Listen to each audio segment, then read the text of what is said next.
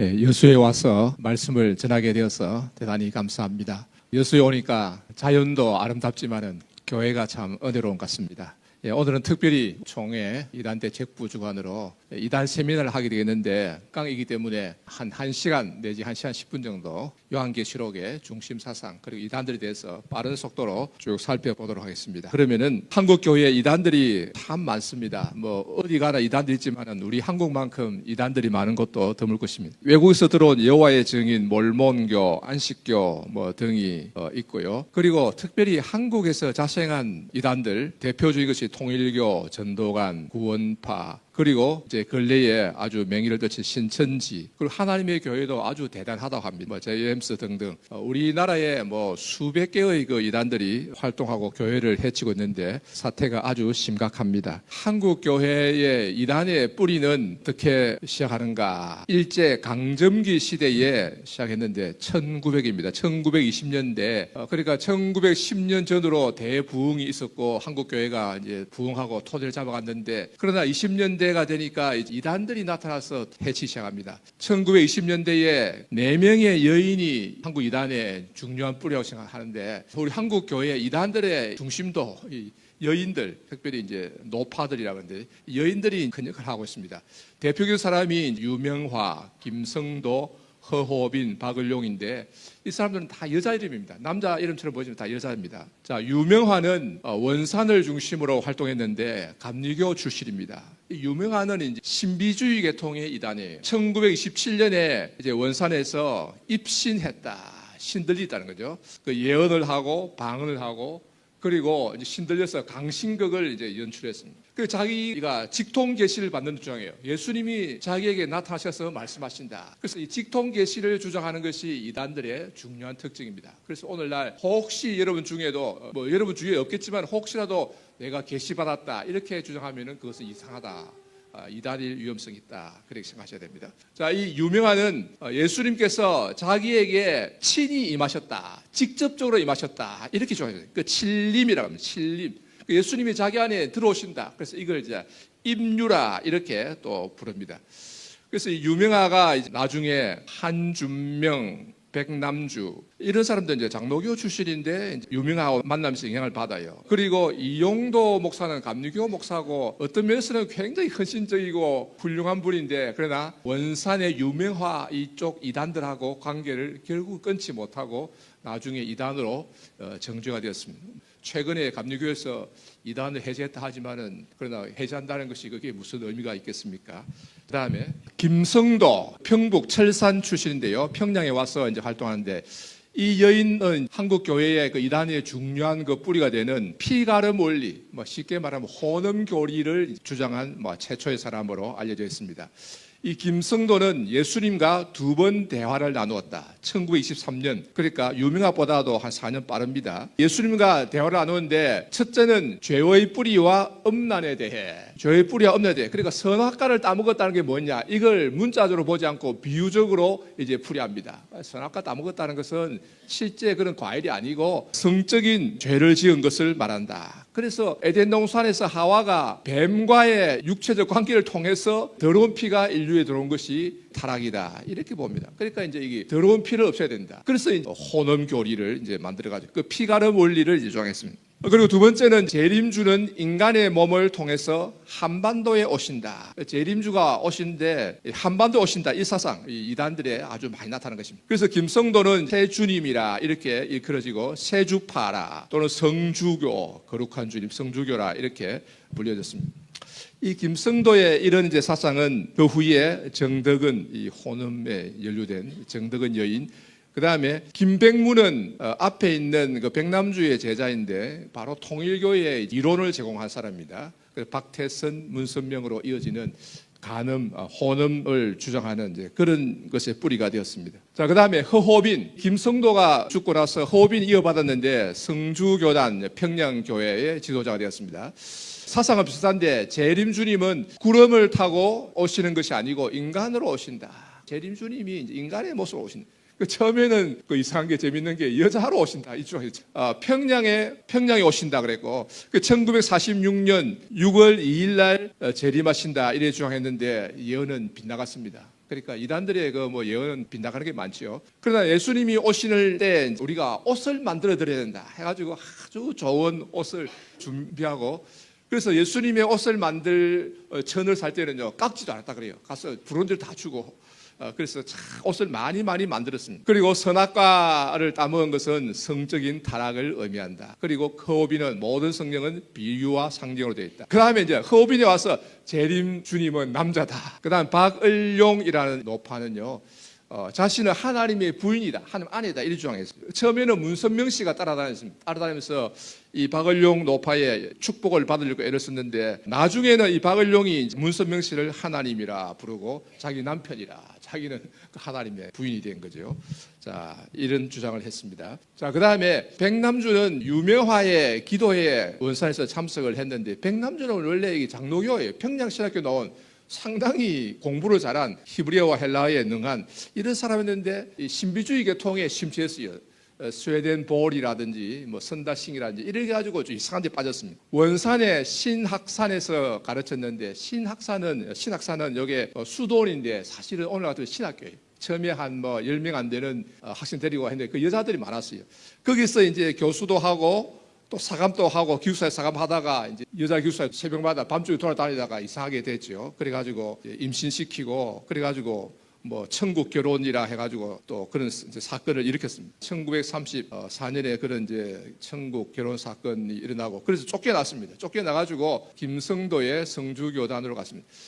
그래서 김성도의 성주교단으로 갔는데, 거기서도 성간, 간이 이제 간음이란 간자죠. 거룩한 이 성자 붙었습니다. 성간, 귀간, 귀신 간음, 뭐 이런 걸 권장했다. 그리고 아주 참 더러운 이런 이제 그런 겁니다. 그 다음에 김백문은 백남주의 제자인데 내려와가지고 파주에 이스라엘 수도원을 세웠습니다. 예수님의 나타나심, 현현을 2번 체험했다. 1946년 1월 3일. 여기 보면 1946년이 많이 나타나는데 해방 후에 아주 혼란할 때입니다. 혼란하고 아직까지 정부가 수립되지 않고 이럴 때에 이제 혼란 틈을 타서 이단들이 활동했다는 걸 알 수 있죠. 이 김백문은 직통계시를 주장했습니다. 그리고 김백문은 교리를 책으로 적어서 펴냈습니다. 성신신학, 기독교 근본 원리. 이것이 바로 이제 통일교의 원리 강론의 기초가 됩니다. 통일교회가 갑자기 어느 날 하늘에서 떨어진 게 아니고 한국 교회의 이단들에서 쭉 연결되어 있다는 걸 알 수 있죠. 그래서 선악과는 문자적인 것이 아니고 성적인 것이다. 뱀의 피가 인류에게 들어온 것이다. 하루토에 들어왔어요. 그래서 피가 더러워졌다. 그래서 피를 깨끗하게 해야 된다. 그래서 깨끗한 피를 받아야 된다. 그러면서 이제 혼음을 이렇게 주장하는데, 한국 교회의 이단들 가운데 이런 주장하는 이단들이 아주 많이 있습니다. 자, 그러면 이제 간단하게 이단들의 특징 정리하면은, 이들은 이제 직통계시를 주장한다. 이게 이제 제일 큰 문제예요. 오늘날에도 한국 교회 보면은 기성교회 목사님들 가운데서 직통계시를 주장하는 사람들이 많아요. 특별히 감리교가 약한데, 감리교 목사님들 뭐 내 기도해 보니까 꿈에 뭐 주님 나타나셨다, 기도해 보니 주님 뭐라 말씀하시더라. 이 대단히 잘못된 거거든요. 우리 하나님은 오늘날에는 그런 식으로 꿈이나 음성으로 이렇게 계시하지 않습니다. 성경 말씀이 하나님의 말씀이거든요. 성경 정리하는 말씀이 하나님 계시가 거기 이제 완성되었습니다. 그럼 오늘날에는 하나님이 어떻게 말씀하시느냐? 이 기록된 성경 말씀을 통해서 우리에게 말씀하시는 거예요. 우리가 성경을 펴서 읽을 때에 이 성경 말씀이 하는 말씀이다. 그 성경 말씀 읽을 때 내게 주신 하나님 말씀을 읽어야 되고, 그 다음에 하나님이 세우신 목사를 통해서 전파되는 말씀이 하나님 말씀이에요. 그래서 성도들은 주일 예배 드릴 때 그냥 개인 목사의 그 말씀 듣는다 이런 마음으로 임하면 안 되고, 하나님 말씀을 듣는다는 그런 진지한 마음으로 임해야 되는 거예요. 그래서 원칙이 그렇습니다. 한국 교회의 현실을 보면은 모든 목사님 말씀이다 하는 말씀인가 좀 의문스러운 점이 있긴 있습니다만, 그러나 원리, 우리 개혁교 원리가 목사가 전하는 말씀은 하나님의 말씀이다. 그렇습니다. 그 외에 자기가 내가 뭐 기도해 보니까 뭐 하나님 말씀하시다, 그 전부 엉터리입니다. 잘못이고요. 정직한 것은 무엇인가 하면 내가 기도하니까 이런 생각이 들었는데 잘 모르겠습니다. 이게 정직한 표현이에요. 그래서 그런 직통계시를 주장하는 것은 이단이다 또는 굉장히 위험하다. 그 다음에 영적 재림을 주장했다. 예수님은 영적으로 재림한다는 거죠. 구름을 타고 오신 게 아니라 영적으로 재림한다. 그래서 또 이단들은 자기 교주가 내가 재림 예수다 이렇게 주장하는 경우가 많아요. 한국에 재림 예수가 어떤 사람은 50명 있다 그러고, 또 어떤 사람은 뭐 수백 명 있다 그래요. 뭐 굉장히 수를 셀 수 없을 만큼 많이 있습니다. 그 다음에 요한계시록에 나타난 동방의인이다, 감람나무다, 두 증인 중에 한 사람이다, 또 이긴 자 등등 이렇게 주장하는 그런 사람들이 많이 있습니다. 자, 이들의 특징은 성경에 대한 자의적 해석, 성경을 자기 마음대로 해석한다는 거죠. 딱 한 구절 읽고는 자기 멋대로 갖다 붙이고, 자, 여기에 대단히 위험합니다. 특별히 신천지 같은 경우도 성경 구절을 딱딱 떼가지고 그걸 마음대로 해석해가지고 갖다 붙이거든요. 여기에 미혹되는 경우가 많으니까 조심을 해야 됩니다. 자, 그러면 신천지의 핵심 교리를 간단하게 몇 가지만 맛으로 그냥 보여드리겠습니다. 왜냐하면 너무 안 들어놓으면 이게 처음 들으면 솔깃하게 빠지는 경우가 있습니다. 그래서 예방주사 차원에서 간단하게 말씀드릴게요. 첫째, 비유풀이가 있는데 사람들이 신천지에 발 빠지는 이유 중 하나가 비유풀이를 듣는 순간 혹하고 가는 경우가 많습니다. 내가 교회에 장로교회에 기성교회에 수십 년간 다녔지만은 이런 비유풀이는 처음 듣는다. 하는 말씀을 이제 바로 깨달았다. 이러면서 이제 빠지는 경우가 많아요. 비유풀이를 이제 굉장히 처음에 가면 굉장히 많이 합니다. 이걸 가지고 혹하는데 대학 교수들도 혹하고요, 박사들도 혹하고 하는데 그러나 조금만 생각을 해보면은 아주 얼토당토 않은 것이죠. 그 예를 제가 두 가지만 들어보겠습니다. 첫째로 겨자씨 비유가 있습니다. 예수님이 하신 비유 중에 유명하지요. 천국은 겨자씨 한 알과 같아. 근데 그 모든 씨 중에서 제일 작다 그러잖아요. 실제로 집에서 파는 씨 중에서는 제일 작은, 아주 작은 것인데, 그러나 그것을 갖다 심으니 자라서 큰 나무가 되어서 공중의 새들이 와서 그 가지에 깃들이느니라 하셨는데, 이게 뭐냐? 신천지에서는 어떻게 푸는가 하면은 여기에 새는 사람들에게 임한 영이다. 공중의 새들이 와서 가지 깃든다는 것을 영이 와서 임한다, 이렇게 설명해요. 말씀으로 거듭난 사람에게는 하나님의 성령이 임하고, 이 말씀으로 거듭난 사람은 신천지 자기 단체에 속한 사람들만 그런 사람으로 봐요. 그리고 비진리를 가진 사람, 이거는 이제 기성교회 교인들 다 포함하는 거예요. 교회 다니는 사람이 전부 다, 그리고 믿지 않는 사람들에게는 악령이 임한다. 그러니까 신천지에서 볼 때 여러분은 다 악령 들린 사람들이에요. 과연 그런데 이렇게 성경을 푸는 것이 맞느냐 하는 것입니다. 과연 그런가? 그 바른 해석은 공중의 새들이 깃들인다는 말은 그만큼 큰 나무가 된다면, 천국은 마치 겨자씨 하나처럼 아주 작은 것인데 그게 자라가지고는 보통 이제 3m 이렇게 자란다 그러잖아요. 크게 자라면 3m 크게 자라면은 공중의 새들이 와서 깃들이고 집을 지을 만큼 큰 나무가 된다.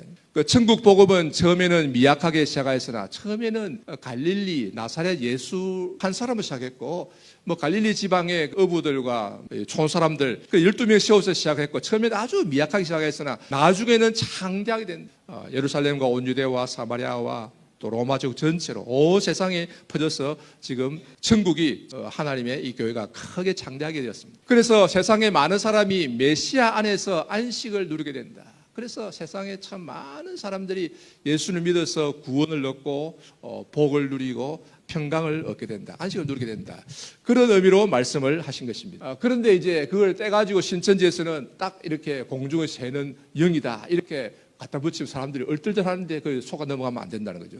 두 번째로 가라지 비유. 주인이 좋은 씨를 대밭에 뿌렸는데 밤중에 원수가 와서 가라지를 덧뿌리고 갔습니다. 그래서 자고 나서 종들이 보니까 분명히 주인은 좋은 씨를 뿌렸는데 가라지가 자라고 있거든요. 이 가라지가 어디서 왔습니까? 주인이 말하기를 원수가 밤중에 와서 뿌리고 갔구나. 종들이 묻습니다. 우리가 이 가라지를 뽑아버릴까요? 아니다, 두어라. 가라지를 뽑다가 알곡까지 뽑을까 염려하노라. 심판날 때까지 두었다가 심판날에 다 거두어서 가라지는 뜨거운 불에 이제 태우고 좋은 이제 알곡은 곡간에 거두어드릴 것이다. 자, 그런데 이 가라지 비유에 대해서 신천지에서는 어떻게 해석을 하느냐? 이 밭은 교회다. 왜냐하면 주인이 제 밭에 뿌렸다 했으니까, 주인이 제 밭이라 했으니까 교회다. 그래서 추수밭인 교회에 가서 추수를 해야 된다, 이런 주장이에요. 그 신천지에서는요, 세상에 가서 믿지 않는 사람들에게 전도하는 게 아니고 교회 다니는 사람, 교회 문패 보고 들어가가지고 전도한다. 교회에 와서 전도를 하려고 그러거든요. 그 왜냐 하니까 주인이 제 밭에 씨를 뿌렸다. 제 밭은 교회라는 거예요. 이런 맞습니까? 그러니까 이렇게 이제 설명하는 게 이게 과연 맞는 해석입니까? 과연 그런가? 그런데 이 비유에 조금 몇 절 더 내려가면은 예수님이 직접 설명해 주십니다. 제자들이 예수님께 가라지 비유를 설명해 주소서 하는 예수님이 직접 설명하십니다. 뭐라고 하십니까? 마태복음 13장 38절에 밭은 세상이요. 밭은 교회가 아니고 세상이라고 예수님이 말씀해 주시잖아요. 바로 몇 절 밑에 보면 있습니다. 이 세상은 예수님의 것이지 사탄의 것입니까? 이게 다 예수님의 것이고 하나님의 것입니다. 그러니까 예수님이 자기 땅에 와서 자기 땅에다가 복음을 전하는 거예요. 좋은 씨는 천국의 아들들이요, 가라지는 악한 자의 아들들이요. 이 바로 예수님이 이렇게 설명해 주시는데 이걸 무시하고 딱 앞에 있는 구절만 빼가지고 신천지 자기 마음대로 멋대로 자의적으로 해석해가지고 딱 이렇게 성경을 펴가지고 딱딱 이렇게 이거다 하면은 사람들이 그냥 넘어가 버린다 이거죠. 자, 그래서 우리는 성경을 단편적으로 읽지 말고 앞뒤로 쭉 이렇게 읽고 살펴보는 것이 필요하다 하는 것을 알 수 있습니다. 자, 그 다음에 배도 멸망 구원 교리가 있는데요. 이걸 이제 하나로 이제 묶어서 배멸구 교리야. 배멸구. 배도 멸망 구원 교리. 이 뭔가 하면은요. 하나님이 아담과 언약을 맺었는데 아담이 배도해서 멸망했다. 그리고 처음에 이제 신천지 가면은 언약을 가지고 가르쳐요. 언약을 가지고 가르치면은요, 이 기성교회의 이 가르침하고 비슷합니다. 특별히 장로교에서 우리 개혁교회에서도 언약을 중요하게 생각하거든요. 하나님이 아담과 언약을 맺었잖아요. 아담이 언약을 어기고 죄를 지었잖아요. 그걸 비슷하게 말하는데 아담이 배도하고 멸망했다. 여기 맞습니까? 아담이 죄를 지었지만은 그걸 배도했다고는 말하지 않아요. 타락했지만은 하나님이 찾아오셔서 그 죄를 용서하시고 구원해 주시잖아요. 그 표가 뭡니까? 가죽옷을 지어 입히셨잖아요. 가죽옷. 짐승 잡아서 옷을 입혔으니까 그 가죽을 이제 만들 때는 그 피를 흘리잖아요. 짐승의 피를 흘려서 용서해 주시고 다시 품어 주셨단 말이에요. 그러니까 아담은 멸망한 게 아니고 다시 구원받은 거죠. 그 다음에 또 이제 하나님은 노아와 언약을 맺었는데 노아가 배도하고 멸망했다. 노아가 배도했습니까? 오히려 노아는 당대의 의인이요 완전한 사람이라고 했습니다. 당대의 세상이 타락했잖아요. 세상이 아주 악이 관영해서 하나님이 세상을 물로 심판하셨잖아요. 그런 식으로 배도 멸망 구원 교리를 이렇게 말하는데, 자, 이 그림 한번 봅시다. 이 신천지 교육 자료인데요. 하나님이 아담과 언약을 맺었는데 아담이 배도함으로 멸망하고 그래서 노아와 언약을 맺었는데 노아가 또 배도했다. 노아가 물론 홍수에 잠깐 실수한 건 있지만은 그렇다고 그게 배도하고 그런 건 아니거든요. 그런데 노아도 안 돼. 멸망했다. 그럼 아브라함과 또 언약을 맺었는데 아브라함도 배도하고 멸망했다. 계속 이렇게 말하면 모세와 또 언약을 맺는데 모세도 나중에 화를 내가지고 하나님의 영광을 드러내지 아니함으로 멸망했다. 그래서 가나안 땅에 못 들어갔다. 그 다음에 그래서 예수님을 세웠는데 예수님과 언약을 맺었는데 예수님도 여기 잘 보시면은 꼬표 돼 있죠? 예, 꼬표. 예수님도 실패했다는 거예요. 십자가를 지시고 나의 하나님 어찌 나를 버리셨나이까 원망하고 실패했다는 거예요. 그래가지고 하나님은 마지막 때에 신천지에 이만희와 언약을 맺었다는 거예요. 그래서 이만희가 이 최후의 심판자로서 양과 염소를 가른다는 거예요. 여기 그림을 잘 보시면은 신천지의 이만희 씨가 좀 더 높지요. 예수님보다 더 높다. 최후의 심판자로. 이렇게 주장합니다. 물론 이것은 이제 신천지에 가면 초보자들에게 가르친 건 아니고 어느 정도 이제 단계가 높아지면은 이걸 가르칩니다. 이렇게 말할 이유는 뭔가 하면 결국은 자기들의 교주를 신격화하기 위한 하나의 그 방법으로 이렇게 전부 다 앞에 배도 멸망 이렇게 주장하고 있습니다. 이 잘못된 것이죠. 그래서 이만희 씨는 하나님이 약속한 목자이다. 사도 요한의 입장에 있는 목자이다. 사도 요한이 이제 계시록에 증거한 것처럼 사도 요한의 입장에 있는 목자이고 이긴 자이다. 그리고 또 이제 주장하기를 이만희 씨는 요한계시록을 다 풀어줄 뿐만 아니라 성경 66권 전체를 풀어주는 목자다. 그 기성교회 목자는 요한계시록을 못 푼대요. 못 풀고 성경 65권만 풀어주는 목자다. 그러니까 어떻게 말하면 성경 65권만 풀어주는 목자에게 가시겠습니까? 성경 66권 전체를 다 풀어주는 목자에게 가시겠습니까?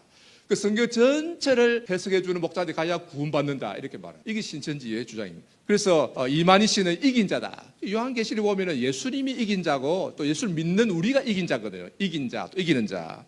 그래서 자기가 이제 이긴 자라 이 말이에요. 그리고 여자가 낳은 아들 예수님을 가리키는데 이게 이만희 씨라고 그래요. 철장으로 만국을 다스릴 자. 이게 메시아 예수님을 가리키죠. 그런데 자기 이만희 씨 그렇다 그래요.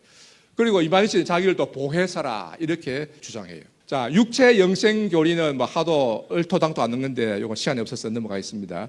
자, 그러면은 요한계시록은 과연 무엇을 말하는가? 오늘날 우리 기성교회가 요한계시록을 바로 이해해야 되거든요. 왜냐하면 이단들은 요한계시록을 가지고 많이 미혹하고 있습니다. 그런데 기성교회에서는 사실 요한계시록에 대해서 제대로 잘 가르치지 않았습니다. 왜냐하면은요, 요한계시록 어렵거든요. 어렵고 또 잘못 해석하면은 또 책임을 어떻게 질 겁니까? 그래서 사실 우리가 신학교 다닐 때도 배우지도 않았고요. 또 우리도 잘 안 가르쳤습니다. 안 가르치고. 그래서 사실은 굉장히 조심했거든요. 조심했는데 이단들은 겁없이 요한계시록 가지고 그것을 가르치니까 사람들이 궁금한 사람들이 거의 빠져든다고요. 그래서 이제 더 이상 요한계시록에 대해서 침묵하고 있어서는 안 되겠다. 근데 문제는 요한계시록을 바로 이해를 해야 되는데 지금 또 잘못 해석해서 가르치는 사람이 너무 많다. 그래서 요한계시록 부흥회나 뭐 사경회 이런 데 가면은요 거의 세대주의라 해서 우선 재미는 있지만 이상하게 가르칩니다.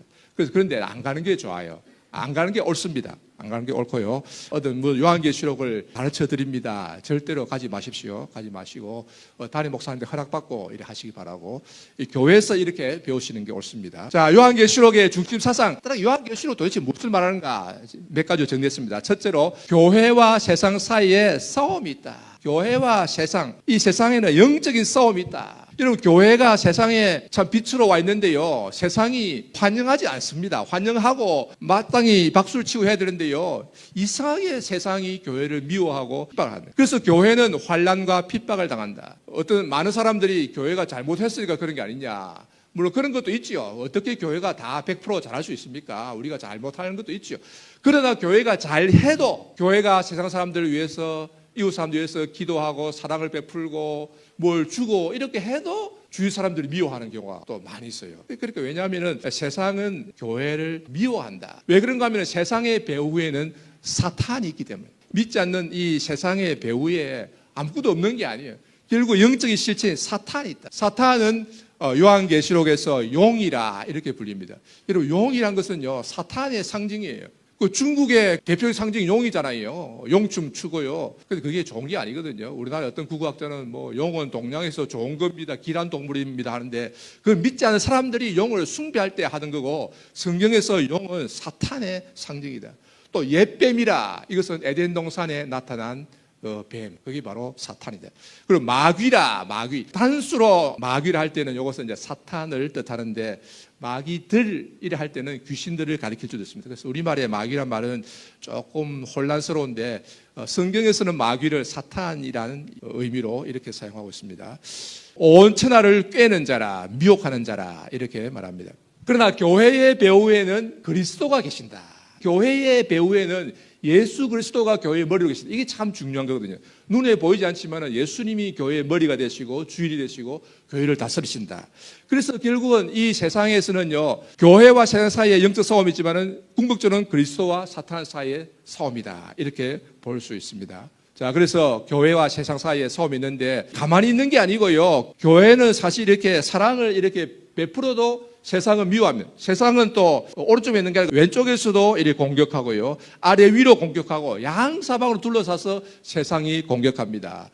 오늘날 세상에는 이제 관용이라는 이름으로, 또 다양성이라는 이름으로 뭐 성적 차별이 없어야 된다, 동성애, 뭐 트랜스젠더, 뭐 여러 가지 이런 거 있잖아요. 그래서 DEI라 하던가요. 다이버시티, 다양성, 이퀴티, 평등, 포용성, 인클루시브니스, LGBTQ라 이리 말하고 이런 것으로서 이제 결국 교회를 공격해 오고 있습니다. 자, 그러면 요한계시록을 이해할 때 그 상징을 잘 이해를 하면은 좋겠습니다. 세상은 요한계시록을 보면은 바벨론이라 이렇게 불리고 있는데, 이 바벨론이라는 것은 옛날에 유브라데 강 하류에 있었던 하나의 원래는 도시였는데 큰 나라로 제국으로 성장하는데 우상을 숭배하고 아주 별들 이 점성술이 많았죠. 우상을 숭배하고 또 하나님을 대적하고, 그 다음에 또 중요한 것이 이스라엘에 쳐들어와서 유다 왕국을 멸망시켰습니다. 느부갓네살이 군대를 거느리고 와서 유다 왕국, 다윗 왕조를 종식시킨 나라가 이 바벨론이란 이 나라입니다. 그래서 바벨론은 악한 세상을 상징한다.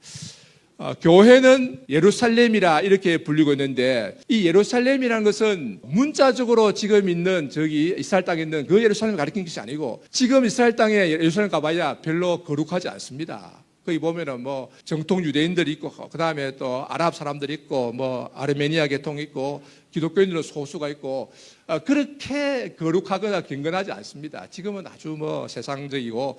그런데 이 성경에서 예루살렘이라 할 때는 하나님이 택한 성, 이 평화의 성, 예루살렘이 듯이 평화의 성이잖아요. 그러니까 하나님의 평강이 있는 곳. 그래서 하나님이 택하신 교회를 상징하고 있습니다. 교회를 예루살렘. 그래서 옛날에는 거룩한 성, 그래. 거룩한 성 예루살렘, 예루살렘. 이 예루살렘은 거룩하다는 것을 특징으로 하고 있습니다. 그래서 세상은 바벨론이라 이렇게 불리는데 큰 성이다. 이 세상은 크고 세력이 많아요. 그래서 힘이 많습니다. 그리고 세상은 또 음녀라 이렇게 불리는데 음녀의 특징은 무엇입니까? 음녀의 속성은 부정하다, 더럽다, 그걸 미혹한다. 음녀, 창녀란 말이죠. 거기에 비해서 교회는 신부라 이렇게 불리는데 신부의 제일 중요한 게 무엇입니까? 정결하다. 그리고 정절을 지킨다. 그래서 교회의 특징은요, 크다는 것이 특징이 아니에요. 한국 교회는 어떤 교회들은 이제 많은 교회들 크다는 걸 이제 자랑하는데 뭐 큰 것도 감사하지만은 그러나 제일 중요한 것은 거룩하다는 것. 그리고 예수 그리스도의 신부로서 정절을 지킨다. 이게 무엇보다도 중요한 것이죠. 자, 지도를 잠깐 보시겠습니다. 빨간 선으로 내려오는 것은 이제 유브라데 강인데요. 저기 오늘날 터키 아르메니아 지역에서 쭉 발원해가지고 쭉 내려옵니다. 쭉 내려가는데 페르시아만으로 내려가는데 바벨론은 하루에서 조금 위로. 원래 이제 저기에 있었던 그 도시인데 점점 커서 바벨론 나라. 나중에는 전체를 다 통일하고. 중요한 것은 이제 유브라데 강을 건너서 이스라엘 땅으로 쳐들어와서 유다 왕국을 공격해서 멸망시켰다. 그래서 이제 예루살렘은 아주 작은 도시입니다. 사해 옆에 조그만 도시인데 이 예루살렘은 결국 하나님이 택한 교회를 상징하고 있다. 그래서 바벨론은 악한 세상을 상징하고 예루살렘은 교회를 상징한다. 이걸 잘 알아두셔야 되겠습니다. 자, 그리고 요한계시록 보면은 용은 중요한 두 하수인을 거느리고 있습니다. 이걸 잘 아시는 게 또 큰 도움이 되는데요. 요한계시록에 보면은 바다에서 올라오는 짐승이 있다. 처음에 보면은 1절에서 10절까지는 바다에서 짐승이 올라오는데 머리가 7이요 뿔이 10이다. 이게 뭐냐? 실제로 그런 짐승이 어딘가 존재한다 이렇게 생각하면 안 돼요. 뭐 이 세상에 어디에 있는 것도 아니고요. 또 하늘나라에 가면은 어디 가면 실제 그런 것이 존재할 것이다 찾을 것이 아니고 이것은 상징입니다. 하나님의 환상 중에서 보여주신 거죠. 보여주셨다고 해서 그런 짐승이 실제 어딘가 존재한 뜻이 아니고 그 상징이니까 의미가 무엇인가. 그래서 이 첫째 짐승은 권력을 가지고 세상을 지배하는 세력이다. 그래서 주로 정부, 제국, 나라를 통해서 결국은 이제 핵심이 뭔가 하면 성도들을 핍박한다는, 결국 이 권세를 가지고 성도를 핍박하고 또 자기를 경배하게 만드는 그 구체적인 이제 인물은 당시에 로마 황제죠. 그 동상 앞에 경배하게 만들고 그 용이 이 짐승에게 힘을 준다고 그랬습니다. 그다음에 둘째 짐승은 땅에서 올라오는 짐승인데 다르게는 거짓 선지자라 이렇게 불리고 있습니다. 이 둘째 짐승은 미혹입니다. 거짓말과 이적을 통해서 사람들을 미혹해가지고 결국은 첫째 짐승에게 경배하게 만들고 용을 경배하게 만들고, 그래서 이 거짓 선지자와 짐승은 서로 협력합니다. 용이 또 힘을 주고요. 그래서 용과 짐승과 거짓 선지자 이것을 악의 세 축이다 이렇게 부르고요. 악의 삼위일체 뭐 이렇게 부르기도 하는데 삼위일체란 말을 여기다 갖다 붙이는 건 조금 너무 지나친 것 같고 악의 삼축이다. 용과 짐승과 거짓 선지자. 참된 삼위일체는 이제 하나님, 성부 하나님, 성자 예수님인데 요한계시록은 주로 어린 양으로 많이 나타나고 어린 양. 그 다음에 성령, 진리의 영. 자, 짐승의 상징은 뭔가? 요한계시록 읽을 때는요, 그 상징성을 잘 이해해야 돼요. 짐승이라 할 때는요, 사납고 포악하다. 아주 무시막지한 거죠. 따라서 이것은 교회를 핍박하는 세상 정부 나라. 여러분, 세상의 정부 나라는요, 대개 교회를 핍박합니다. 물론 이제 교회를 보호하고 참 교회를 사랑하면 좋은데 역사상 그런 정부는 별로 없었어요. 거의 없었고, 뭐 네덜란드에 잠깐 뭐 조금 좋았던 때가 있었고, 대개는 정부 권력은요 교회를 핍박합니다. 이것이 세상 원리고 요한계시록이 또 그렇게 가르치고 있습니다. 그 다음에 둘째 짐승은 거짓 선지자라 이렇게 불리는데 미혹이 특징입니다. 속인다는 거죠. 거짓이 얼마나 많이 횡행하고 있습니까? 이 거짓은 사탄에서 오는 거거든요. 거짓의 아비 사탄. 그리고 요한계시록에 보면은 거짓 선지자 이적을 행한다. 불이 하늘에서 땅에 떨어지게 하는 그런 이적을 통해서 사람들을 미혹한다. 뭐 우리나라에서는 장거리를 통해서 사람들이 막 쓰러지면은 성령의 역사라고 야단하는데 그 쓰러지는 것은 성령의 역사가 아니거든요. 쓰러진 사람을 일으키면은 몰라. 그것도 잘 살펴봐야 되겠습니다만 사람이 쓰러졌다고 할렐루야 할 건 아니거든요. 그런데 만약에 하늘에서 불이 땅에 떨어지면은 얼마나 한국 교회 절반은 그냥 다 휩쓸려 갈 것 같아요. 절대 믿으면 안 됩니다. 그래서 이 거짓 선지자는 사람을 미혹하는 거짓 세력들 이 전체를 가리킵니다. 거짓 종교들, 이단들, 한국에도 수백 개 이단들, 그다음에 거짓 학문, 진화론이라든지 프로이트 심리학이라든지 등등등등 철학들, 또 세상 쾌락들도 미혹하고 있습니다. 마술 이것도 속이는 거거든요. 거짓 미디어, 언론, 방송 이런 것들도 보면은 되게 미혹을 통해서 역사하고 있다.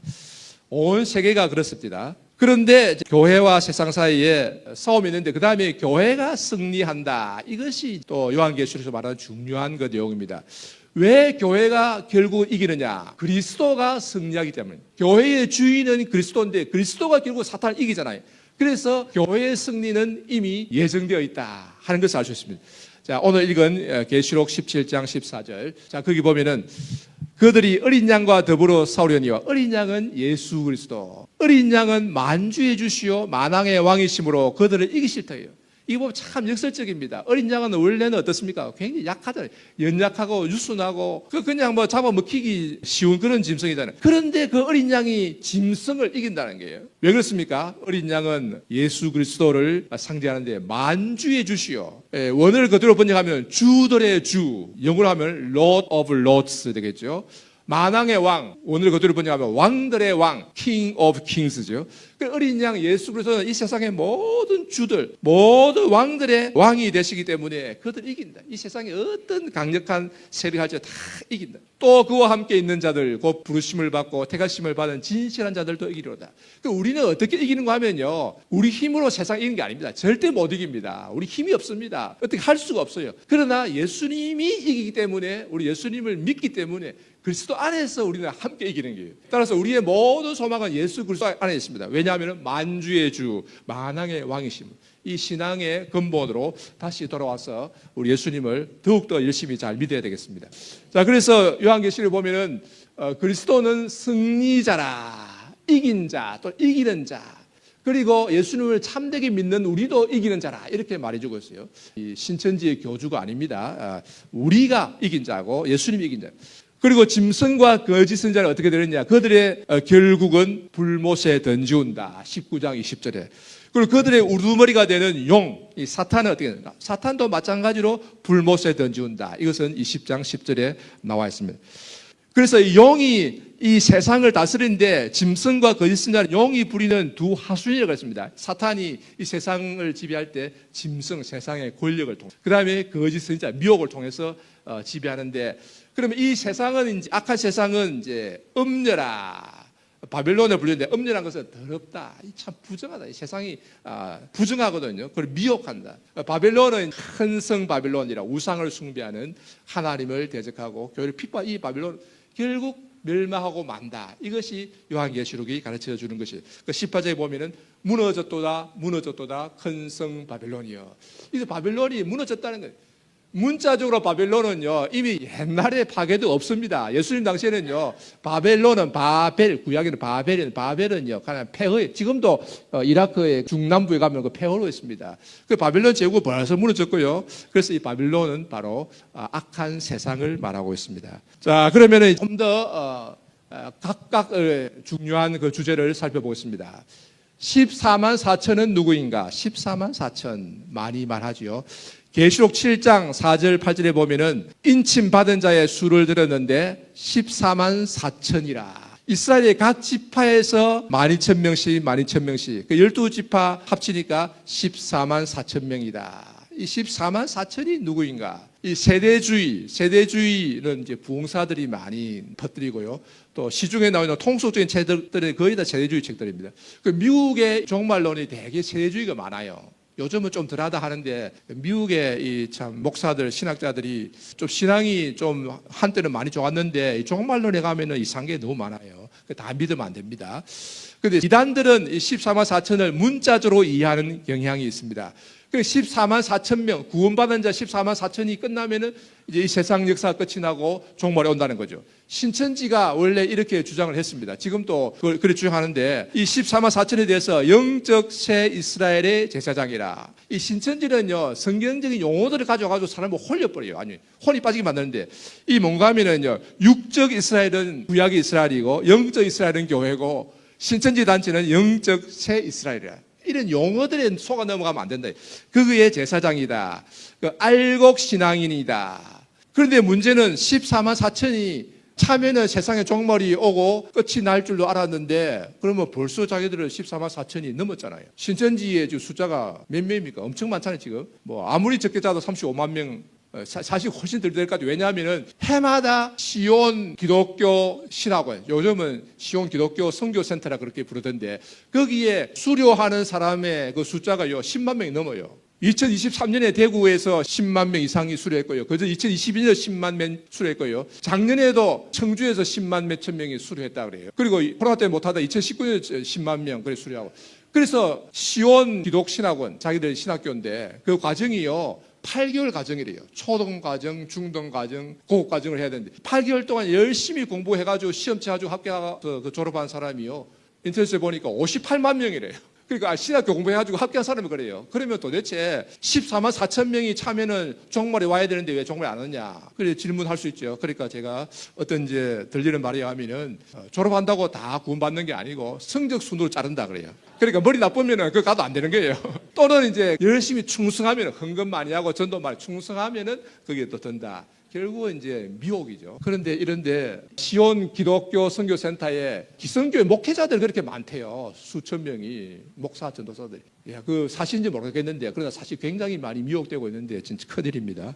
자, 그러면 14만 4천은 무엇인가? 바른 해석은 이것은 상징적으로 보는 것입니다. 14만 4천은요, 144는 12 곱하기 10입니다. 그죠? 곱하기 하면은 12이고, 다음에 곱하기 1000이거든요. 1000은 이제 완전수인데 많은 것을 나타낼 때 완전수고, 12는 선택의 수입니다. 선택의 완전수. 하나님이 이스라엘 12지파를 택하셔서 이스라엘 민족을 이루셨잖아요. 그리고 예수님은 12사도를 택하여서 결국 교회를 세우셨습니다. 그래서 이 12는 선택의 완전수인데 둘이 곱해져서 있는 것은 그리고 구약의 12지파와 신약의 12사도의 토대 위에 세워진 구약교회와 신약교회 전체, 교회 전체를 가리키는 상징적인 숫자다. 그래서 구원받은 하나님의 백성 전체로 봐야 된다. 모든 그리스도인들, 참된 모든 그리스도인들을 가리키는 상징 숫자다 하는 것입니다. 자, 이것을 어디서 할 수 있는가 하면은 계시록 14장 3절에 성경이 직접 말하고 있습니다. 시온산에 어린 양이 서 있는데 그와 함께 또 14만 4천이 서서 새 노래를 부르는데 3절에 보면 이렇게 말합니다. 땅에서 속량함을 받은 14만 4천 밖에는 능히 이 노래를 배울 자가 없더라. 이들이 부른 노래는요, 새 노래인데 어린 양 예수 그리스도의 그 구원을 찬양하는 노래예요. 그런 의미에서 새 노래예요. 세상 사람들은 부르지 못하는 노래죠. 근데 이 14만 4천 밖에는 능히 이 노래를 배울 자가 없더라. 자, 원문을 보면은요, 14만 4천은 이렇게 됐습니다만, 원문은 144천입니다. 좀 더 분명하죠. 144천. 그리고 그 다음에 이어서 땅에서 속량함을 받은 자들, 이렇게 됐습니다. 그 문법적으로 보면 이게 동격으로 돼요. 동격, 이런 이제 복수 주격으로 되어 있는데, 동격이라고 해서 무엇인가 하면 곧 같은 것을 말하는 144천 곧 땅에서 속량함을 받은 자들. 즉, 144천이 뭐냐? 설명한다, 이거죠. 즉, 14만 4천은 뭐냐면 땅에서 속량함을 받은 자들. 속량함이라고 해서 이제 쉽게 말하는 구원을 받은 자들이라 말할 수 있겠죠. 따라서 이 14만 4천은 온 세상에서 구원받은 자들이다. 여기서 우리가 주의할 것은 땅에서라 했으니까 이스라엘 중에서 구원받은 자들로만 이렇게 한정해서 안 되고, 유대인들 중에서 구원받은 자들만 해도 안 되고, 또 이방인들 중에서 구원받은 자들도 제한해도 안 되고, 온 세상에서 구원받은 자들 전체를 일컫는 그 상징적 숫자가 14만 4천이다 하는 것입니다. 자, 이것을 잘 아셔야 되겠고, 그 다음에 7년 대환란을 많이 말하는데 과연 7년 대환란이 무엇이며 과연 7년 대환란이 있는 것인가? 세대주의에서는 문자적으로 7년, 우리가 1년, 2년 하듯이 그 7년 대환란이 있다. 예수님의 재림 전에 극심한 환란의 기간이 있다고 믿고 주장하고, 그리고 사람들에게 공포감을 조성하고, 그리고 이때 이제 휴거가 있다는 거예요. 휴거, 랩처라 공중으로 이제 들려 올라간다는 거죠. 여기에 대해서는 여러 가지 이제 견해가 있습니다. 언제 들려 올라가느냐에 대해서는 견해가 나눠지는데 7년 대환란도 전 3년 반, 후 3년 반 이렇게 나눕니다. 3년 반은 다르게 말하면은 42개월 또는 1260일 또는 한때와 두때와 반때 이렇게 하는데, 전 3년 반, 후 3년 반인데 대개 이제 후 3년 반이 아주 극심한 환란의 때로 봅니다. 휴거가 언제 일어나냐? 환란이 일어나기 전에 휴거 일어난다. 이렇게 주장하는 경우가 있는데, 그러면 이제 환란을 겪지 않는 거죠. 이건 좀 소수고, 7년 대환란을 겪고 나서 휴거된다. 이렇게 주장하는 이런 견해가 있고, 중간에 전 3년 반은 환란을 겪지만은 참된 성도들은 중간에 공중으로 휴거되어서 후 3년 반에 극심한 환란을 겪지 않는다. 이런 주장이 좀 많아요. 또 모든 성도가 아니고 부분적으로 휴거된다. 부분 휴거설. 그래서 뭐 휴거설 가지고요 여러 가지 견해들이 나누어져 있습니다. 그리고 나서 그들이 주장하기를 천년왕국 밀레니엄이 온다 이래 주장하는데 과연 이게 맞느냐 하는 것입니다. 많은 사람들이 믿고 있고요. 미국의 유명한 그 목사님들, 훌륭한 목사님들 또는 신학자 가운데도 이걸 가지고 서로 종말로 서로 싸우고 있어요. 이제 지금 이 시간 우리가 가질 의문은 과연 7년 대환란이란 이런 것이 성경에 있느냐? 결론적으로 바른 견해는 환란은 있지만 문자적으로 7년 대환란은 없습니다. 7년 대환란 용어 자체가 없어요. 그러니까 이 사람들은 42개월 또는 1260일 또는 한 때와 두 때와 반 때 이걸 가지고 만들어서 플러스해서 7년을 만드는 거예요. 그러니까 3년 반, 3년 반 만드는 거지 7년 대환란 이런 용어 자체도 없다. 자, 그 다음에 환란이 없다는 것은 아닙니다. 아담 이후에 이 세상에서의 모든 삶이 환란이다. 우리가 살아가는 게 전부 환란이에요. 환란과 고통이 있고요. 그리고 또 이제 우리는 또 죽음을 통과해야 되는 거죠. 야곱이 애굽에 내려갔을 때 바로가 말합니다. 바로가 보니까 야곱이 머리가 허옇고 가난한 사람들이 오래 살았다고 해요. 유목민도 오래 살았대요. 애굽 사람들은 농사를 짓고 뜨거우니까 그렇게 오래 못 사는가 봐요. 그러니까 노인이 서 있으니까 내 연세가 몇이뇨? 바로가 물었습니다. 그러니까 야곱이 말하기를 내 나그네 길의 세월이 130년이니다. 130살이다 이 말이죠. 나이 많죠. 그런데 뭐라고 말합니까? 야곱은 내 나이가 얼마 못 되니 우리 조상의 나그네 길의 연조에 미치지 못하나 험악한 세월을 보내었나이다. 우리 조상 야곱의 아버지 이삭은 180세를 살았어요. 할아버지 아브라함은 175세를 살았습니다. 그러니까 야곱은 130세니까 아직 많이 못 살았다는 거죠. 그러니까 130 된 사람 보고 나이 많다 오래 사셨습니다 이렇게 말하면 실례가 되는 거예요. 하물며 백수하십시오 하면 그건 큰일 납니다 이제. 그렇다고 200수 하십시오 그러지도 말고 그냥 천세를 누리십시오. 옛날에 그냥 신하들 지혜롭잖아요. 만세는 말이 우리 만살 살라는 뜻이거든요. 만세수 하십시오. 그래야지. 야곱도 아직 내 얼마 못 살았다 이 말이거든요. 조심해야 됩니다. 자, 요한복음 16장 33절에 보면은 예수님이 말씀하십니다. 세상에서는 너희가 환난을 당하나 담대하라 내가 세상을 이겨노라. 세상에서는 너희가 늘 환난을 당한다. 왜냐하면 사탄이 역사하고 있고 죄가 있기 때문에. 그래서 이 세상의 삶 전체가 환난의 삶이다 이거죠. 그런데 때때로 큰 환난이 있습니다. 그 큰 환난이 때때로 역사 속에 있다는 거죠. 마태복음 24장 21절에 보면은 이는 그때 큰 환난이 있겠습니다. 예루살렘이 멸망하기 직전에 주 70년에 예루살렘 멸망하기 직전에 그때 큰 환난이 있겠다. 특별히 66년부터 70년 사이에 유대인의 전쟁이 있을 때요. 뭐 동네마다 그냥 유대인들을 뭐 몇천 명 죽이고 몇만 명 죽이고 뭐 이런 들이 많았고요. 그래서 이 유대인의 전쟁 동안에 죽은 사람이 110만 명이라. 칼에 죽고 기근에 죽고 뭐 전염병으로 죽고 뭐 이래저래 엄청난 환란이 있었는데 큰 환란이 있겠습니다. 창세로부터 지금까지 이런 환란이 없었고 후에도 없으리라. 그러니까 큰 환란이 뭡니까? 한자로 클 대자로 하면 대환란 아닙니까? 그 대환란이라는 것은 꼭 예수님 재림 전에만 7년에 있는 곡이 아니고 역사상 주 70년 전에도 유대 땅에 있었다는 겁니다. 그 다음에 사도행전 7장 11절에 스데반의 설교 중에 이렇게 말합니다. 그때 애굽과 가나안 온 땅에 흉년이 들어 큰 환란이 있을세. 야곱이 가나안 땅에 이제 살 때 요셉은 이제 애굽에 팔려가고 그때 큰 흉년이 들었다. 애굽 가나안 온 땅에 흉년이 들어서 큰 환란이 있었어. 결국 먹을 것이 없어서 애굽 땅으로 내려가게 되잖아요. 여기 보면 큰 환란 뭡니까? 이게 바로 대환란이다. 그러니까 야곱 때에도 가나안 땅과 애굽에 대환란이 있었다 하는 것을 알 수 있습니다. 자, 결론적으로 따라서 이 세상에서의 삶이 환란이고 때때로 큰 환란이 있다. 대환란이 있다. 성경에서는 여러 군데 대환란을 말하고 있습니다. 그러나 문자적으로 꼭 7년 대환란 그런 기간을 특정하고 있는 것은 없다. 물론 이제 앞으로 점점 환란이 심해지고 어떻게 보면 대환란이 온다고 말할 수 있습니다. 지금이 대환란인지도 몰라요. 그러나 그것은 꼭 문자적으로 7년은 아니고 점점 세상이 어려워지고 환란이 심해진다 이렇게 말할 수 있겠습니다. 그래서 7년은 상징적으로 봐야 됩니다. 7이라는 것은 완전수다 그죠? 온전한 기간. 그래서 이 언제가 환란 기간이냐 굳이 따지면은 교회 시대 전체가 바로 7년 대환란이다. 예수님의 초림부터 재림까지. 물론 따지면은 아담의 타락 이후부터 이렇게 볼 수 있는데 요한계시록 기록할 때는 이미 이제 지나갔으니까 사도 요한 때부터 주 1세기부터 예수님 재림 때까지 지금 교회 시대 전체가 환란의 기간이다. 이렇게 볼 수 있겠습니다.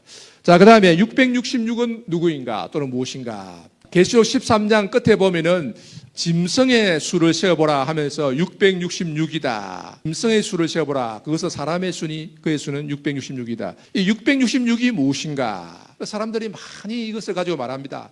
처음에는요, 영수증의 바코드가 666이다. 바코드 보면 뭐 666 적혀. 그래서 영수증도 사용하지 말라, 받지 말라 그러는. 또 신용카드가 666이다. 신용카드 사용하면 안 된다 그랬는데 요즘 신용카드 사용 안 하면은 뭐 어떻게 거래를 할 수가 없지요. 현금 찾기가 어렵습니다. 그리고 어떤 사람은요, 신용카드는 아니지만은 IC카드의 발달을 유심히 지켜보고 있다. 이렇게 주장하는데, IC카드가 뭡니까? IC카드가 내가 신용카드잖아요.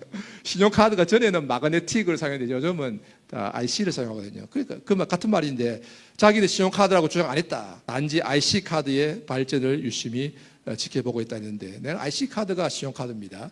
어떤 사람은 베리칩이다. 베리칩이라고 해서 사람의 신체에 이식하는 칩인데 여기 배터리가 들어서 사람의 신체의 그 여러 가지 정보, 혈압이나 뭐 당 수치나 여러 가지들을 이제 전송해서 실시간으로 이제 감시하고 치료하는 그런 칩인데 이걸 받으면은 666을 받는 거다. 이걸 받으면은 구원 못 받습니다. 베리칩 받지 마세요. 그렇게 하는 사람들이 많이 있었는데 여러분 베리칩 이거는 그냥 의학적인 것이고 과학적인 그런 것이지 이걸 받고 안 받고에 따라서 구원이 왔다 갔다 하는 것은 아닙니다. 우리의 구원은 오직 어떻습니까? 예수 그리스도를 믿느냐 믿지 않느냐 여기에 달린 것이지 무슨 뭐 의학적으로 뭘 이렇게 칩을 이식한다고 구원받고 그런 건 아닙니다. 물론 우리가 뭐 정상적인데 칩을 이식받을 이유가 없지요. 그러나 혹시 뇌를 손상당했다든지 특별한 경우에 그런 의학적으로 그럴 수가 있을 수 있거든요. 그것은 166하고는 아무 관계가 없습니다. 그리고 오늘날 학자들은 네로 황제다 이렇게 많이 보고 있는데요.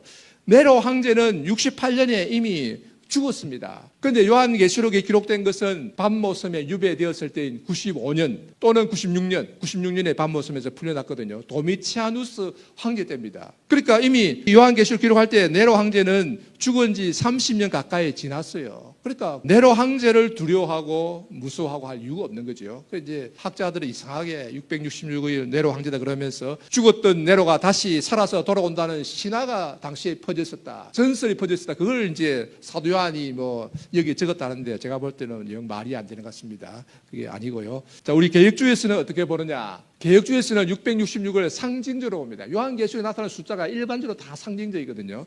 거의 다 상징적. 그래서 6은 7에 하나 모자라는 수이다. 7은 안식을 뜻하거든요. 하나님이 여세 동안에 세상을 창조하시고 1에 되는 날에 쉬셨잖아요. 그 7 하면 안식입니다. 그러나 6은 인간으로서는 최고도에 도달할 수다. 그 인간으로서는 1, 2, 3, 4, 5, 6, 6이 최고거든요. 솔로몬 당시에 부귀영화가 극에 달했는데 그때 1년 세입금, 재정 수입이 금으로 666 금달란트라고요. 굉장히 부귀영화가 극에 달했다. 이때 수입이 666이라. 그러니까 이것은 666은 아주 인간으로서 최고도에 도달할 수다.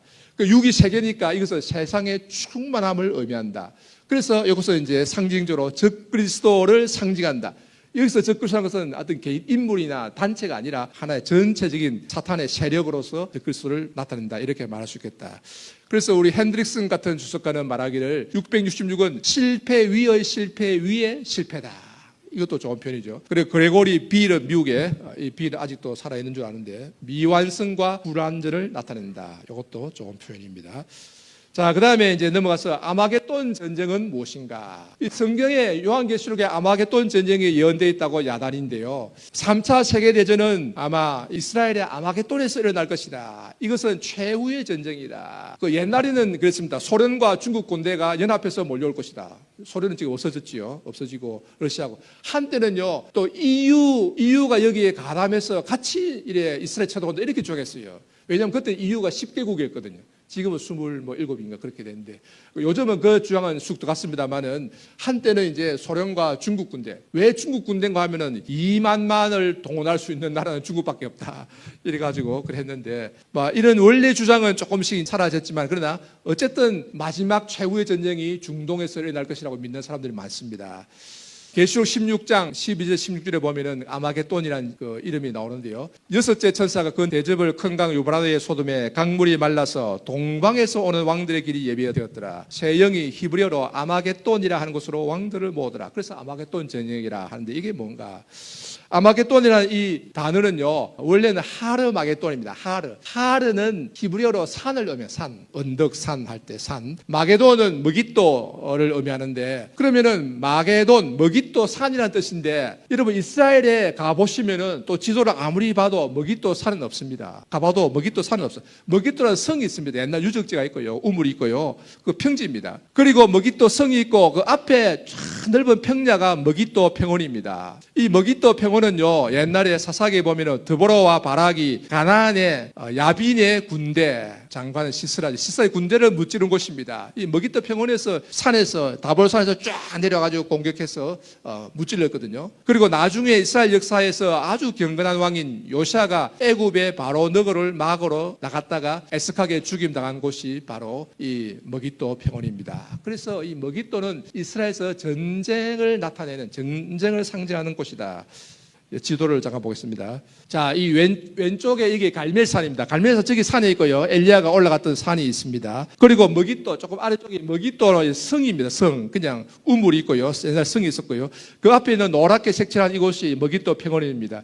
여기가 전쟁이 많이 일어났고 전쟁이 좋은 곳이에요. 기손 시내가 있고요. 저 오른쪽에는 다볼산입니다. 예수님이 변화되셨다고 전해져 내려온 다볼산. 이 다볼산에 바락과 드보라의 군대가 있다가 싹 들어오면서 이제 공격을 한 거죠. 자, 그래서 머깃도 산은 없고 머깃도 평원이 있습니다. 그러면 우리가 어떻게 봐야 되느냐?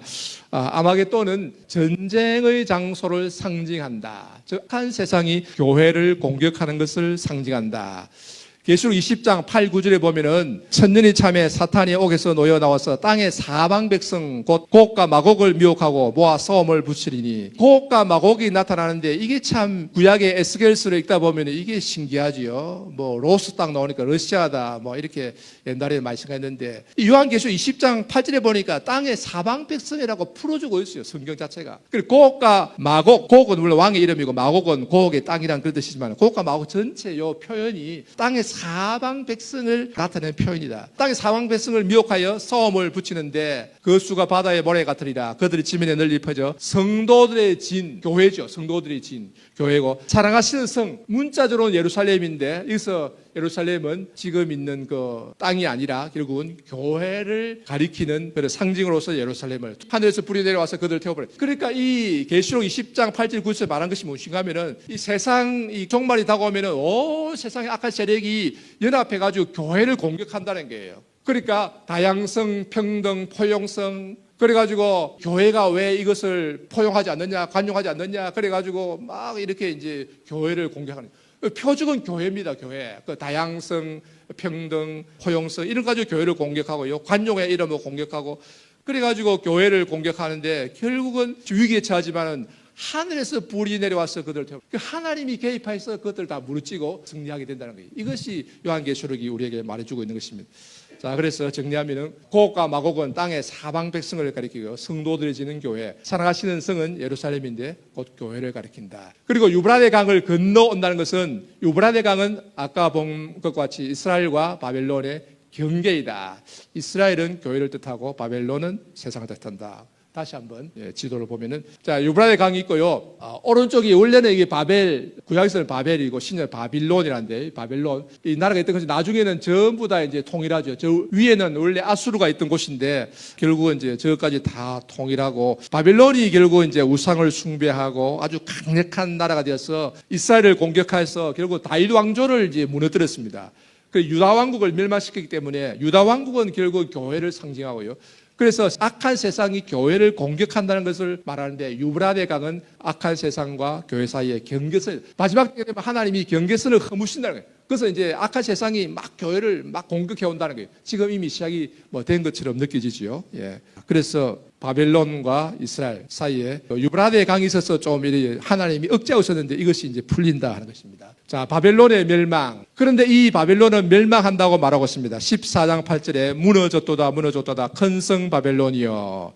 그 18장 2절에 보면 무너졌도다 무너졌도다 큰 성 바벨론이요. 무너졌도가 2번 반복된 것은 확실하다는 것이고, 계시를 보면 바벨론이 멸망했다는 것이 7번 나와요. 이것은 이제 무너지고 또 세상 역사가 계속되고 무너지고 이게 아니고, 세상이 윤회한다는 뜻이 아니고, 이 세상이, 악한 세상이 멸망한다는 것을 7번 다른 모습으로 보여주신 거예요. 확실히 무너진다는 거예요. 그러니까 멸망하고 또 세상이 시작되는 그런 의미가 아니고, 세상이 무너지는 것을 여러 모습으로 보여주셨다. 그런데 많은 사람들은 이 바벨론에 대해서 로마 제국으로 보는 사람들이 많이 있습니다. 이 바벨론은 로마 제국을 말한다, 그런 주장이 아주 많거든요. 그러나 아니다. 왜냐? 계시를 보면 바벨론이 멸망하고 나면은 바로 예수님이 이제 재림하셔서 이제 생활과 새 땅이 이루어집니다. 근데 우리가 역사를 배워서 알지만은 로마 제국이 멸망한 후에 세상의 종말이 온 것은 아니거든요. 그 다음에 게르만 제국 있고, 중세에 뭐 프랑크 왕국이 있고, 무슨 왕국, 중세에 뭐 왕국이 많죠. 그러다가 나중에는 대영 제국, 또 미국, 지금 다국화 시대에 이렇게 계속해서 지금 이어져 오고 있습니다. 따라서 로마 제국이 멸망했다고 바로 종말이 온 것은 아니다. 그래서 여기 바벨론은 악한 세상을 상징한다, 이렇게 봐야 되겠습니다. 자, 바벨론은 무엇인가? 우상을 숭배하고 하나님을 대적하며 교회를 미혹하고 핍박하는 악한 세상을 뜻한다. 그 로마 제국만은 아니고, 물론 로마 제국도 포함됩니다. 로마 제국은 악한 세상의 한 국면이다, 한 페이스다. 그러니까 악한 세상은 시대를 따라서 다르게 나타난다. 고대 바빌론, 함무라비로 대표되는 고대 바빌론, 아수르, 사르곤, 사네립 있고요. 그다음에 신바벨론, 느부갓네살로 대표되는 신바벨론, 메데바사, 고레스로 대표되고, 헬라, 알렉산더 대왕, 로마, 그다음에 중세, 그 위에 쭉 대영 제국, 미국 다국화 세상, 이렇게 현 세상으로 이어지고 있습니다. 그래서 바벨론은 악한 세상을 나타내는데 각 시대마다 다른 제국의 모습으로 나타나고 있고, 지금도 이어지고 있다. 요한 당시에 바벨론은 로마였다, 이렇게 말할 수 있고, 당시에 로마 제국의 제일 꼭대기에는 도미치아누스 황제가 있었다, 이렇게 말할 수 있겠죠. 실제로 그때 도미치아누스가 자기 동상을 만들어 놓고 제국의 시민들에게 자기 동상 앞에 절하기를 강요하고, 그것 때문에 기독교가 아주 핍박을 많이 받았습니다. 그 다음에 마지막으로 이제 구름을 타고 오시리라 보겠습니다. 요한계시록 1장 7절에 보면은 볼지어다 그가, 예수님이 구름을 타고 오시리라. 각 사람의 눈이 그를 보겠고 그를 찌른 자들도 볼 것이요 땅에 있는 모든 족속이 그로 말미암아 애곡하리니 그러하리라. 아멘. 구름을 타고 오신다. 이것은 달리 볼 것도 없이 예수님의 재림을 나타낸다, 이렇게 이해하고 있는데, 요즘 학자들은 그래 안 보는 학자들도 있어요. 자, 넘어가고. 근데 이단들은 여기에 구름을 영해하는 일이 아주 많습니다. 이 구름을 비유로 보는 거예요. 구름을 타고 오시라는 게 문자적으로 구름을 타고 오신 게 아니다. 예를 들어서 신천지에서는 성령의 강림하심을 뜻한다. 영으로 오신다는 뜻이다. 영적 재림을 주장해요. 유명하부터 시작해서 한국교회 이단들 뿔을 보면 거의 다 예수님의 재림은 문자적으로 구름 타고 오신 게 아니고 영적으로 오신다, 이렇게 봤습니다. 왜 영적 재림을 주장하느냐 하면은 그 이단들의 교주들은 구름을 타고 오지 않았기 때문에. 이단들 이만희씩 구름 타고 왔습니까? 아니죠. 그럼 그들은 어디에서 왔습니까? 그들은 병원에서 왔죠. 병원에서. 그리고 사실 옛날에는 병원도 없었고 그냥 집에서 왔습니다. 집에서.